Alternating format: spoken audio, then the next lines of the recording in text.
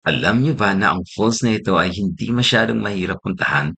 This is just in the Barangay Santa Lourdes, Puerto Princesa City. And if you're interested to visit this place, madali lang siya, promise. Alam niyo ba ang Mount Calvary sa Santa Lourdes? Diyan ang daan papunta dito sa falls. May mga ilang ilog nga lang tayong matadaanan bago marating ang falls na ito.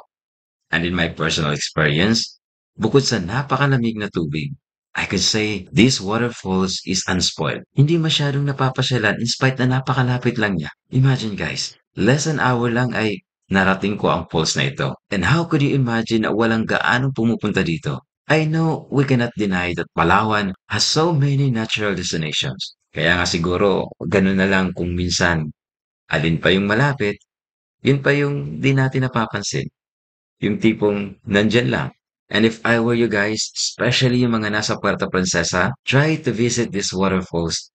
Ang ganda niya, promise. But always remember, huwag tayo mag-iwan ng ating basura. Lagi nating tatandaan na kung kaya natin magdala ng mabigat, mas lalong kaya nating dalhin ng magaan ang ating mga basura.